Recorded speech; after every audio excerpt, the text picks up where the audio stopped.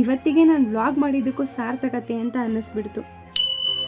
Hi hello ಎಲ್ರಿಗೂ ನಮಸ್ಕಾರ, welcome to my mini vlog. ಬೆಳಗ್ಗೆದ್ದು ಫ್ರೆಶ್ ಅಪ್ ಆಗಿ ತಿಂಡಿ ಎಲ್ಲ ಮುಗಿಸ್ಕೊಂಡು ಹಾಗೆ ಇದ್ದಿದ್ದು ಸಣ್ಣ ಪುಟ್ಟ ಕೆಲಸಗಳನ್ನ ಮುಗಿಸ್ಕೊಂಡು ಇನ್ನು ನಂದು ಪ್ರಾಜೆಕ್ಟ್ ಕೆಲಸ ಇತ್ತು ಅಂತ ಅದನ್ನ ಮುಗಿಸ್ಕೊಳ್ಳೋದ್ರೊಳಗಡೆ ಸಂಜೆ ಆಗೇ ಹೋಯ್ತು. ಇನ್ನು ಬೆಳಗ್ಗೆ ಹಬ್ಬ ಮಾಡಿರಲಿಲ್ಲ, ಹಾಗಾಗಿ ಸಂಜೆಯಿಂದ ಮಾಡೋಣ ಅಂತ ಹೇಳ್ಬಿಟ್ಟು ನೀಟಾಗಿ ಕಸ ಎಲ್ಲ ಹೊಡ್ಕೊಂಡು ನೆಲ ಒರೆಸ್ಕೊಂಡು ನಾನು ಕೂಡ ಹೋಗಿ ಫ್ರೆಶ್ ಅಪ್ ಆಗಿ ಬಂದು ಬೇಗ ಬೇಗ ರೆಡಿ ಆಗ್ತಾ ಇದ್ದೆ.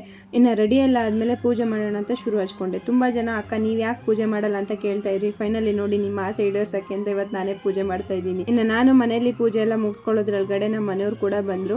ಇನ್ನು ಬಸವಣ್ಣಂಗೆ ಪೂಜೆ ಮಾಡಬೇಕಿತ್ತು ಅಂತ ಧಾನ್ಯ ಎಲ್ಲ ತೊಗೊಂಡು ಪೂಜೆ ಸಾಮಾನೆಲ್ಲ ಇಟ್ಕೊಂಡು ಇಲ್ಲಿಂದ ಆ ಕ್ರಾಸಿಗೆ ಹೋಗೋದು ಅಷ್ಟೇ ಇತ್ತು. ನಡ್ಕೊಂಡು ಹೋಗೋಣ ಅಂದರೆ ನಮ್ಮ ಸಾಹೇಬ್ರು ಗಾಡಿಲೇ ಹೋಗೋಣ ಅಂತ ಹೇಳ್ಬಿಟ್ಟು ಕರ್ಕೊಂಡು ಹೋದ್ರು. ಒಬ್ಬೊಬ್ಬರು ಯುಗಾದಿ ಹಬ್ಬದಲ್ಲಿ ಹಸುಗಳಿಗೆ ಪೂಜೆ ಮಾಡಿ ಧಾನ್ಯ ಕೊಡ್ತಾರೆ, ಆದರೆ ನಾನು ಮದುವೆ ಆದಾಗ್ಲಿಂದ ಇದೇ ಥರ ನಡೆಸ್ಕೊಂಡ್ ಬಂದಿರೋದು. ಬಸವನ ಹಬ್ಬದ ದಿವಸನೇ ಹೋಗಿ ಹಸುಗಳಿಗೆ ಅಥವಾ ಬಸವ ಸಿಕ್ಕಿದ್ರೆ ಬಸವಣ್ಣಂಗೆ ಪೂಜೆ ಮಾಡಿಬಿಟ್ಟು ಧಾನ್ಯ ಎಲ್ಲ ಕೊಟ್ಬಿಟ್ಟು ಬರ್ತೀನಿ.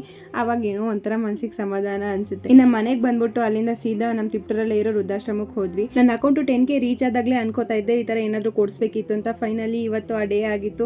ಕಾಲ ಯಾವಾಗ ಕೊಟ್ಟು ಬರುತ್ತೋ ಹೇಳೋಕ್ಕಾಗಲ್ಲ ಅಲ್ವಾ. ನಾವು ಅಲ್ಲಿಗೆ ಹೋಗಿ ಏನೇನು ಬೇಕು ಅಂತ ಲಿಸ್ಟ್ ತೊಗೊಂಡು ಅವ್ರು ಫಸ್ಟ್ ಹೇಳಿದೆ ನಮಗೆ 2 ಬಲ್ಬ್ಸ್ ಬೇಕು, ಚಾರ್ಜರ್ ಬಲ್ಬು ಅಂತ. ಇನ್ನು ಚಾರ್ಜರ್ ಬಲ್ಬ್ಗಳನ್ನ ತೊಗೊಂಡು ಅಲ್ಲಿಂದ ಸೀದಾ ದಿನಸಿ ಅಂಗಡಿ ಕಡೆ ಬಂದ್ವಿ. ಇನ್ನು ಅವ್ರು ಕೊಟ್ಟಿದ್ದ ಲೀಸ್ಟಲ್ಲಿ ಅವರಿಗೆ ದಿನನಿತ್ಯಕ್ಕೆ ಏನೇನು ಯೂಸಿಗೆ ಬೇಕೋ ಆ ಥರದ ಕೆಲವು ಐಟಮ್ಸ್ಗಳನ್ನ ಪಿಕ್ ಮಾಡಿಕೊಂಡು ಅದನ್ನ ಇಲ್ಲಿ ತಗೋತಾ ಇದ್ದೆ. ಅಕ್ಷಯ ತೃತೀಯ ದಿನ ನಾವು ಮನೆಗೆ ತರೋದಕ್ಕಿಂತ ಹೆಚ್ಚಾಗಿ ನಾವು ಬೇರೆಯವ್ರಿಗೆ ಏನು ಕೊಡ್ತೀವೋ ಅದೇ ಮುಖ್ಯ ಆಗುತ್ತೆ.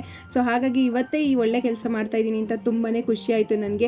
ಇದನ್ನು ನಾನು ತೋರ್ಕೆಗಂತೂ ಹಾಕ್ತಾ ಇಲ್ಲ. ನಿಮ್ಮಿಂದ ಸಂಪಾದಿಸಿರೋ ಪ್ರೀತಿನಲ್ಲಿ ನನ್ನ ಕೈಲಿ ಎಷ್ಟಾಗುತ್ತೋ ಅಷ್ಟು ಕೊಡುಗೆನ ನಾನು ಕೊಡ್ತಾ ಇದ್ದೀನಿ ಅಷ್ಟೇ. ಈ ಎಲ್ಲ ಕ್ರೆಡಿಟ್ಸು ಸಂಪೂರ್ಣವಾಗಿ ನಿಮ್ಗಳಿಗೆ ಸೇರ್ಬೇಕಾಗಿದೆ. ಯಾಕಂದ್ರೆ ನಾನು ಇವತ್ತು ಏನೋ ಒಂದು ಮಾಡ್ತಾ ಇದ್ದೀನಿ ಅಂದ್ರೆ ಅದಕ್ಕೆ ನಿಮ್ಮ ಪ್ರೀತಿ ಪ್ರೋತ್ಸಾಹನೇ ಕಾರಣ. ನಿಮ್ಮಿಂದ ಇನ್ನೂ ಹೆಚ್ಚು ಪ್ರೀತಿ ಬೆಂಬಲ ಸಿಕ್ತು ಅಂತಂದ್ರೆ ನಾನು ಕೂಡ ಇನ್ನೂ ಹೆಚ್ಚಿನದಾಗಿ ಈ ತರ ಕೆಲಸಗಳನ್ನ ಮಾಡೋಕ್ಕೆ ಸಾಧ್ಯ ಆಗುತ್ತೆ. ಹಾಗೆಯೇ ನೀವೇನಾದ್ರೂ ನಮ್ಮ ತಿಪ್ಟೂರವರಾಗಿದ್ರು ನಿಮಗೂ ಕೂಡ ಇಲ್ಲಿಗೆ ಬರಬೇಕು ಅಂತ ಏನಾದರೂ ಇದ್ರೆ ಇವ್ರ ಕಾಂಟ್ಯಾಕ್ಟ್ ಡೀಟೇಲ್ಸ್ನ ನಾನು ಮೆನ್ಷನ್ ಮಾಡಿರ್ತೀನಿ. ಹಾಗೆ ಇವ್ರ ಆಶ್ರಮ ಲೊಕೇಟ್ ಆಗಿರೋದು ನಮ್ಮ ಡಿಗ್ರಿ ಕಾಲೇಜ್ ಹಿಂಭಾಗ ಮುದ್ರಾ ಹಾಸ್ಪಿಟಲ್ ರೋಡಲ್ಲಿ ಸ್ಟ್ರೈಟ್ ಬಂದ್ರೆ ಇವ್ರ ಆಶ್ರಮ ಸಿಗುತ್ತೆ.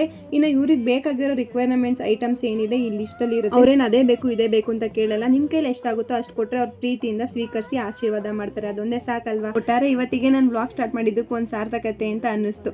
ಇನ್ನು ಅಲ್ಲಿ ಐಟಮ್ಸ್ ಎಲ್ಲ ಕೊಟ್ಟಾದ್ಮೇಲೆ ಸೀದಾ ಜ್ಯುವೆಲ್ರಿ ಶಾಪಿಗೆ ಬಂದ್ವಿ. ಒಂದು ಪುಟ್ಟದಾಗ ಏನಾದರೂ ತೊಗೊಂಡು ಹೋಗೋಣ ಅಂತ ಬೆಳ್ಳಿ ಓಲೆ ತೊಗೊಂಡು ಮನೆಗೆ ಬಂದು ನಮ್ಮ ಮನೆಯವ್ರು ಆಲ್ರೆಡಿ ಪೂಜೆ ಮಾಡ್ತಾ ಇದ್ರು. ಈ ಬ್ಲಾಗ್ ಇಷ್ಟ ಲೈಕ್ ಮಾಡಿ, ನನ್ನ ಪೇಜ್ನ ಫಾಲೋ ಮಾಡ್ಕೊಳ್ಳೋದು ಮರಿಬೇಡಿ.